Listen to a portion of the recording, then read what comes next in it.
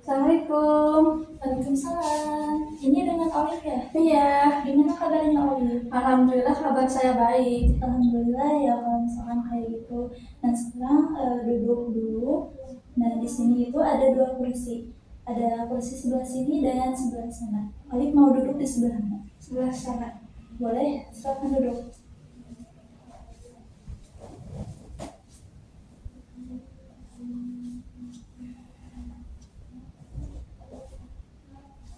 Gimana duduknya udah nyaman? Sudah. Baik. Gimana barusan perjalanannya? Apakah ada kendala atau lancar? Alhamdulillah perjalanan saya kemari lancar dan tidak ada kendala apapun. Alhamdulillah gak ada kemacetan gitu ya. Alhamdulillah kalau misalkan hari kalau boleh tahu sekarang Olive itu kesibukannya apa? Kesibukan saya sekolah dan juga belajar. Jadi Olive itu kesibukannya sekolah. Jadi sekarang lebih fokus ke sekolah aja. Olive itu kelas berapa? Kelas 10. Nah, sekarang saya sangat berterima kasih kepada Olive karena telah hadir ke sini untuk mengikuti sesi konseling pada hari ini. Sebelumnya saya izin memperkenalkan diri terlebih dahulu. Perkenalkan, nama saya Deliana dari Prodi Bimbingan dan Konseling Universitas Muhammadiyah Tasikmalaya. Baik, sebelumnya saya mau bertanya kepada Olive, apakah sebelumnya Olive pernah mengikuti sesi konseling? Belum pernah. Belum pernah. Atau jadi baru sekarang ya? Apakah sebelumnya juga Olive sudah tahu gitu apa itu sesi konseling? Tidak tahu. Tidak tahu. Baik, saya izin menjelaskan sedikit ya mengenai sesi konseling itu. Sesi konseling adalah upaya bantuan dari seorang konselor kepada konseli, yang mana pada sesi konseling kali ini konselornya adalah saya dan konselingnya adalah Olive. Nah, dalam sesi konseling juga terdapat beberapa asas. Yang pertama itu ada asas kerahasiaan, yang dimana semua permasalahan yang Olive ceritakan nanti pada saat sesi konseling maka akan terjaga kerahasiaan. Nah, sebelumnya saya mau bertanya kepada Olive, siapa saja sih yang boleh tahu sama permasalahan ini? Saya dan konselor. Baik, jadi Olive dan saya mungkin ya. Baik, jadi jika nanti ada pihak lain yang ingin tahu tentang permasalahan Olive yang diceritakan pada konseling kali ini, mungkin saya akan terlebih dahulu untuk mengkonfirmasi dulu ke Olive gitu, apakah boleh atau tidak gitu. Orang itu dikasih tahu.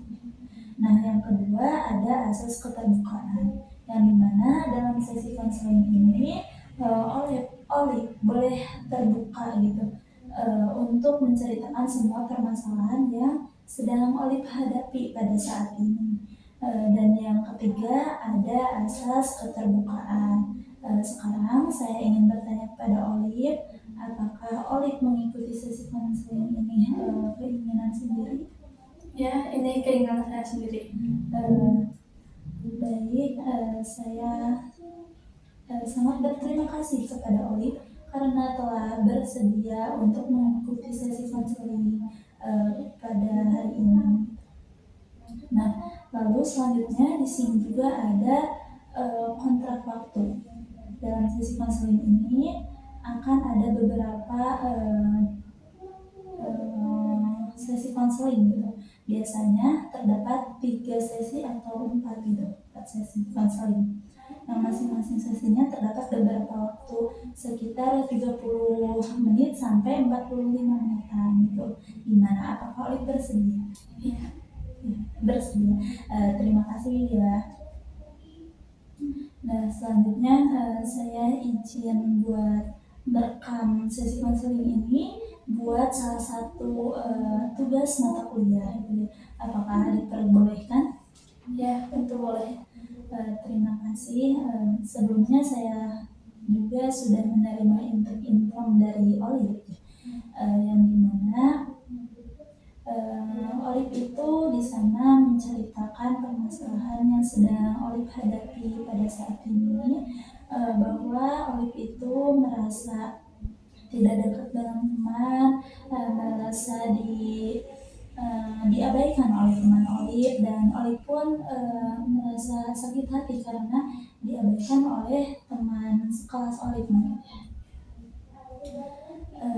Nah, sekarang boleh Olive ceritakan atau Olive jelaskan lebih detail lagi mengenai permasalahan Olive yang sedang dihadapi pada saat ini. Boleh sekarang diceritakan? Jadi waktu saya naik ke kelas 10 itu, saya memang dekat sama teman saya. Cuman karena suatu permasalahan atau kesalahpahaman antara saya dan teman saya jadi diabaikan gitu sama teman saya. Bahkan sapaan saya dan juga saran atau ide saya tidak dijawab sama teman-teman saya. Juga saya itu di kelas, ketika teman saya lagi berkumpul, saya ketika pengen ikut berkumpul gitu ya, mereka tidak menyambut ataupun tidak mempersilahkan saya untuk bergabung. Jadi saya merasa sakit hati itu. Jadi Olive itu kenapa Olive diabaikan ketika Olive mau apa sih, ada permasalahan gitu ya, kesalahpahaman antara Olive dan teman Olive, sehingga mungkin Olive jadi diabaikan, dan sudah itu Olive juga kalau misalkan mau ikutan gabung suka tidak direspon lah kayak gitu ya. Ketika Olive nyapa juga sering diabaikan gitu. Lalu apa yang Olive lakukan ketika Olive merasa sakit hati ketika diabaikan? Saya menjadi pendiam di kelas dan tidak mau lagi bertanya-tanya ataupun ikut bergabung lagi bersama teman-teman saya. Jadi Olive itu menjadi diam gitu, menjadi pendiam ketika di kelas, dan Olive pun jadi gak mau bergabung dengan teman-teman gitu ya.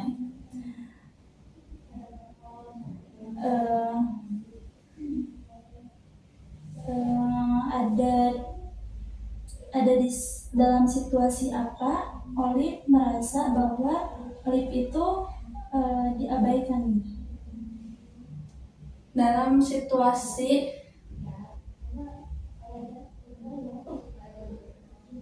tolong diulangi lagi pertanyaan tersebut. Baik, jadi Olive itu dalam situasi apa Olive merasa bahwa Olive itu diabaikan?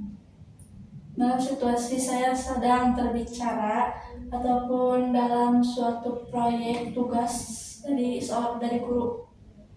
Jadi Olive itu ketika merasa diabaikan itu dalam situasi ketika lagi belajar, lagi belajar dan berbicara gitu. Nah, jadi permasalahan Olive itu terhadap teman-temannya gitu. Nah, lalu dalam situasi apa yang Olive yang ada dalam pikiran Olive? Sedih dan tertekan serta sakit hati juga. Situasi Olive ketika diabaikan itu Olive tuh sakit hati dan sedih juga gitu. Nah, baik, mungkin dalam kondisi itu Olive suka sedih ya karena diabaikan oleh teman. Nah, lalu setelah Olive lagi seperti itu, apa yang ada dalam perasaan Olive? Perasaan saya tuh kayak tertekan mungkin ya gara-gara diabaikan gitu, dan juga saya sering sering apa sih namanya itu sering sedih gitu ya di kelas. Nah, lalu ketika dalam keadaan itu, tindakan yang dilakukan Olip itu apa? Saya menjadi tidak mau lagi berbicara sama mereka dan tidak mau lagi ikut bergabung. Oh, jadi Olip itu jadi gak mau lagi bicara kepada teman-teman Olip, dan Olip itu jadi gak mau bergabung, mencoba bergabung lagi sama teman-teman kayak gitu. Baik, sekarang saya ingin bertanya kepada Olip, jika diskalakan dari 0 sampai 10, yang dimana 0 itu Olip merasa sangat sakit hati, dan 10 itu Olip sudah merasakan terbebas dari sakit hati itu. Ada di skala berapakah Olip sekarang? Mungkin ada di skala 5. Oh, jadi Olip itu ada di skala 5. Apa yang Olip rasakan ada di skala 5 itu? Karena mungkin agak sedikit sedihnya, jadi saya di skala 5. Jadi Olip itu agak sedih ya, gak yang sedih banget, makanya Olip memilih skala 5 gitu. Nah, lalu dari sesi konseling ini, apa yang Olip harapkan terjadi pada diri Olip? Saya berharap saya itu menjadi lebih tidak terlalu peduli dengan sikap orang lain dan juga menjadi bodoh amatan atas perilaku-perilaku yang tidak saya suka atau menjadi sakit hati. Baik, jadi tadi Olip itu menyebutkan bahwa Olip ingin menjadi bodoh amatan ya, dan enggak memasukkan sikap orang mungkin ya ke dalam hati. Persisnya yang dimaksud bodoh amatan dan tidak pengen memasukkan sikap orang yang bikin sakit hati ke dalam hati itu seperti apa? Misalnya itu teman saya atau saya sedang menyapa sama teman saya gitu, dan mereka tidak membalas sapaan itu, saya tidak mau perilaku itu menjadi sumber sakit hati saya. Baik, jadi Olip itu pengen menjadi bodoh amatan, dalam arti Olip itu gak mau kalau misalkan ada temen Olip yang sikapnya misalkan mengabaikan Olip, Olip udah gak mau lagi kayak dimasukin ke dalam hati gitu ya, biar gak sakit hati. Lalu apakah ada lagi? Tidak ada lagi. Baik, jadi tujuan Olip untuk mengikuti sesi konseling ini itu Olip ingin bisa merasa bodoh amatan, ingin bisa apa yang dilakukan oleh teman Olip gak mau dimasukin ke hati gitu ya. Nah, lalu di sini saya ingin bertanya kepada Olip, dan mungkin pertanyaan ini tuh agak sedikit aneh gitu. Olip boleh membuat posisi tubuh Olip senyaman mungkin, dan tarik nafas, lalu hembuskan dari mulut. Kemudian relax dan enjoy. Nah, bayangkan bahwa setelah mengikuti sesi konseling ini, Olip pergi ke rumah, lalu kemudian tertidur di kamar tidur Olip. Ketika Olip tertidur, jadi sebuah keajaiban yang merubah diri Olip, yang dimana semua permasalahan yang sedang Olip hadapi saat ini semuanya telah selesai.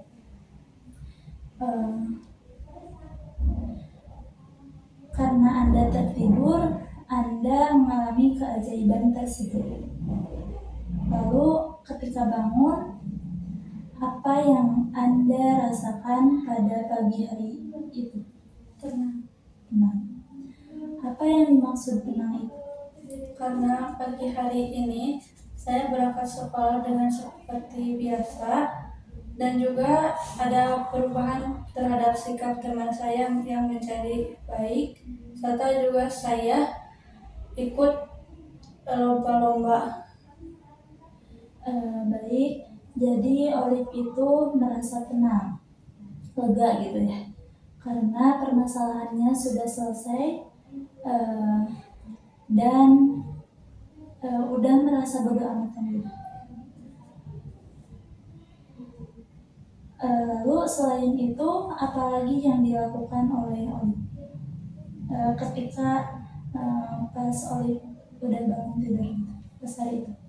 Pas hari itu saya lebih banyak kegiatan serta saya ikut makan bersama teman-teman saya. Baik, jadi pada pagi hari itu Olive melakukan kegiatan-kegiatan yang positif ya.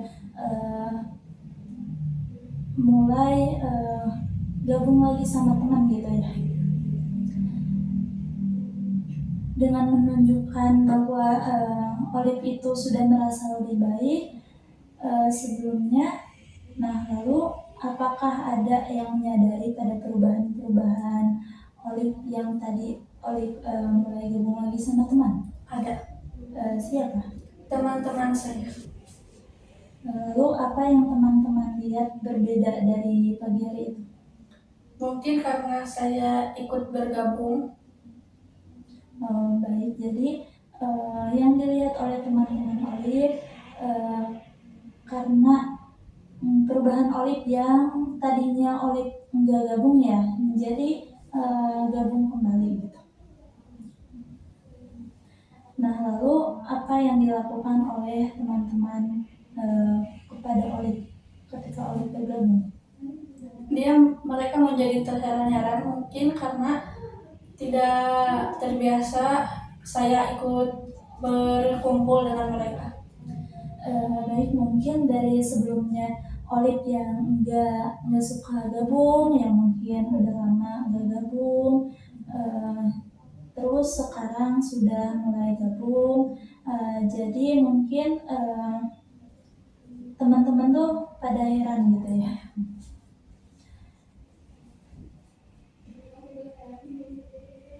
Lalu apa reaksi Olive ketika teman-teman Olive itu berkata seperti itu? Saya hanya tersenyum kepada mereka. Jadi Olive itu ketika teman-teman berkata seperti itu, Olive hanya tersenyum gitu ya. Lalu apa yang Olive katakan pada saat teman-teman mengatakan hal tersebut? Saya hanya ingin mencoba untuk lebih dekat dan lebih mengenali teman-teman saya. Jadi Olive itu mengatakan Olive hanya mencoba buat dekat lagi sama teman-teman. Nah, lalu katakan saja semua yang telah Olive ucapkan tadi, lalu apa yang dirasakan setelah itu? Apa rasa setelah sudah terbebas dari permasalahan itu? Lega, senang, dan juga lebih tenang. Yang dimaksud tenang itu seperti apa? Tenang mungkin karena saya sudah perbaikan dengan teman-teman saya dan juga mungkin rasa sakit hati saya sudah agak berkurang gitu. Baik, jadi Olive itu merasa tenang itu karena sudah terbebas dari masalah itu. Seperti itu. Ya. Nah, sekarang dan pada saat perasaan tenang itu datang, bagian tubuh mana yang paling kuat yang Olive rasakan? Dada. Baik, sekarang tutup mata dan fokus pada sensasi tenang yang dirasakan pada bagian tubuh sambil menyimpan tangan ke bagian dada yang tadi ya. Maka perasaan itu besar atau kecil? Besar. Besar. Berbentuk atau tidak berbentuk? Berbentuk. Kalau boleh tahu berbentuk apa? Lingkaran. Lingkaran. Berwarna atau tidak berwarna? Berwarna. Nah, sekarang saya ingin Olive bayangkan masuk ke dalam lingkaran yang besar dan berwarna merah. Lalu membawa pikiran dan perasaan Olive ke memori pertama kali Olive merasa tenang, entah itu pada saat SMK maupun SMP. Terus beritahu saya ketika perasaan itu muncul. Kapan? Waktu SMP. Waktu SMP. Baik. Pada saat kelas berapa? Kelas 1. Berarti kelas 7. Ya. Apa yang terjadi pada kelas 7 itu? Karena saya dikelilingi oleh teman-teman saya yang baik dan juga suka merangkul saya ketika sedang sedih. Jadi karena Olive banyak dikelilingi oleh orang-orang baik, orang-orang yang merangkul Olive gitu ya. Kira-kira pas kelas 7 itu usia berapa tahun? Usia 13. Usia 13 tahun. Nah, lalu apa yang membuat Olive itu bisa dekat sama teman-teman Olive, bisa kenal sama orang-orang yang merangkul Olive itu? Boleh diulangi lagi? Apa yang membuat Olive bisa mempunyai teman-teman yang baik yang merangkul Olive? Mungkin karena suatu keajaiban mungkin dari sekolah. Mungkin Olive juga tidak tahu gitu kenapa orang-orang itu baik gitu, dan gak tahu kenapa teman-teman Olive itu merangkul Olive ketika SMP itu. Lalu apa yang ada dalam pikiran Olive pada saat itu, pada saat Olive dikelilingi orang baik?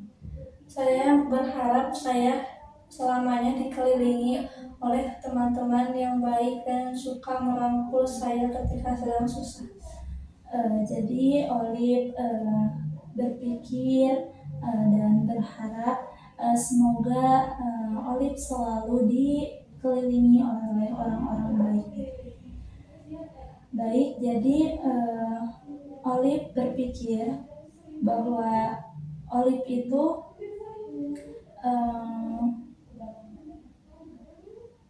pengen selalu dikelilingi oleh orang baik. Nah, lalu sekarang saya ingin turun kembali ke pengalaman di masa lalu Olive, entah itu pada SD, kelas 6, kelas 5, ataupun masa kecil. Beritahu saya ketika perasaan itu muncul. Waktu kelas 6. Waktu kelas 6. Apa yang terjadi di sana? Saya juga dikelilingi oleh teman-teman saya yang baik dan suka ngasih suatu kayak kado itulah. Baik, jadi Olive itu pas kelas 6 juga sama, dikelilingi orang-orang baik, terus teman-temannya suka ngasih hadiah kado mungkin ya. Jadi Olive itu mungkin merasa tenang ya, nggak kayak sekarang gitu. Dan ketika rasa itu muncul, apa yang ada dalam pikiran Olive?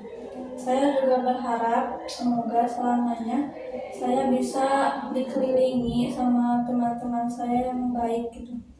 Olive juga berharap semoga terus dikelilingi oleh orang baik. Apakah Olive pernah berpikir bahwa Olive bersyukur gitu memiliki teman seperti itu? Pernah selalu. Baik, jadi pada saat itu Olive merasa bersyukur gitu ya, mempunyai teman yang mungkin baik terhadap Olive. Adakah pengalaman lain? Tidak ada. Tidak ada. Baik, sekarang boleh dibuka matanya, tarik nafas, lalu hembuskan dan rileks. Nah, udah tenang? Sudah. Nah, jika diskalakan dari 0 sampai 10, yang dimana 0 itu Olive merasa sangat sakit hati, dan 10 itu Olive sudah terbebas dari sakit hati itu. Sekarang Olive ada di skala berapa? Mungkin ada skala 7. Baik, ada di skala 7. Bagaimana ada di skala 7 itu? Merasa agak lebih sedikit tenang ataupun lebih sedikit tidak sakit hati lagi. Baik, sekarang mungkin Olive juga telah berusaha untuk tidak memperdulikan sikap orang lain, gitu ya, dan udah mulai mau bodo amatan gitu ya. Dan sekarang mungkin udah mulai lega ya dikit-dikit. Nah, jika seandainya Olive mampu terbebas dari permasalahan ini, ada di skala berapakah itu? Mungkin ada di skala 8 atau 9. Di skala 9 gitu ya mungkin, soalnya 9 lebih baik ya. Berarti Olive ada di skala 9 maunya. Bagaimana di skala 9 itu? Mungkin sudah lebih bodo amat gitu sama perilaku teman saya. Jadi Olive di skala 9 itu Olive udah pengen benar-benar bodo amat gitu sama orang itu. Nah, luar biasa ya. Mungkin tadi yang asalnya ada di skala 5 dan sekarang sudah ada di skala 7 ya. Iya. Dan Olive ingin mencapai skala 9. Apa langkah awal yang akan Olive lakukan untuk mencapai skala 9 itu? Mungkin untuk lebih menguatkan mental gitu Ya. dan juga mungkin untuk lebih tidak memasukkan perkataan atau perilaku ke dalam hati. Jadi Olive itu akan lebih menguatkan mental lagi dan tidak memasukkan perilaku orang yang bikin sakit hati.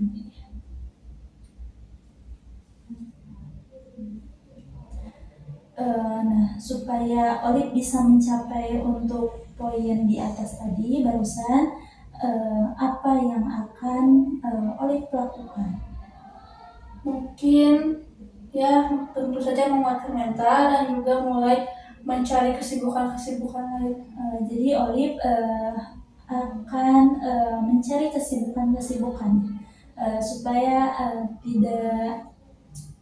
tidak terlalu ingat sama itu. Baik, alhamdulillah. Ternyata Olive bisa menemukan solusi-solusi yang akan Olive lakukan gitu ya. Nah, lalu setelah sesi konseling ini, buat seminggu ke depan, tugas apa yang akan dilakukan oleh Olive? Mungkin tugas saya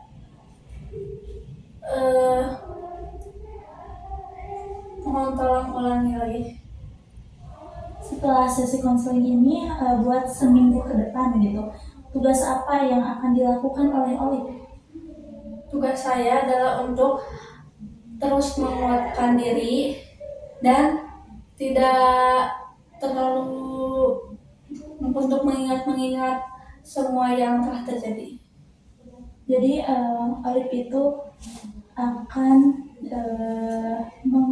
lebih menguatkan diri lagi dan menyibukkan diri mungkin ya tadi. Terus apakah Olive bakal bisa. Insya Allah saya akan terus berusaha. Oke, saya sangat mengapresiasi karena Olive tadi sudah menemukan solusi-solusinya dan Olive juga sudah mempunyai tugas gitu ya untuk seminggu ke depan. Nah, nanti ketika mengikuti sesi konseling yang kedua, saya ingin Olive melaporkan hal-hal positif yang telah Olive lakukan dalam seminggu ke depan ini. Baik, sebelum sesi ini ditutup, saya ingin Olive menyampaikan kesan-pesan setelah mengikuti sesi konseling ini. Boleh di Kesan saya terhadap konseling ini sungguh takjub gitu karena sudah membuat saya lebih tenang gitu. Dan juga mungkin karena perasaan saya sudah agak lega. Alhamdulillah ya, Olive dari sesi konseling ini mungkin Olive sudah mulai lega gitu ya. Yang tadinya Olive sakit hati sekarang udah diceritakan udah mulai lega, Ya. udah mulai tenang. Baik, saya juga akan menyampaikan kesan-kesan buat Olive. Saya sangat berterima kasih kepada Olive karena Olive telah bersedia mengikuti sesi konseling pada hari ini. Lalu saya juga sangat mengapresiasi karena Olive telah menemukan solusi-solusi yang bagus ya, yang akan Olive lakukan buat perubahan positif dan kedepannya. Saya berharap bahwa Olive bisa menemukan solusi yang terbaik dan bisa menjadi lebih baik lagi buat kedepannya, menjadi lebih kuat mental lagi mungkin ya, supaya tidak gampang sakit hati akan perilaku orang. Baik, untuk sesi konseling selanjutnya nanti akan saya infokan lagi kepada Olive untuk jadwalnya. Mungkin sekian sesi konseling pada kali ini. Terima kasih. Wassalamualaikum warahmatullahi wabarakatuh. Waalaikumsalam.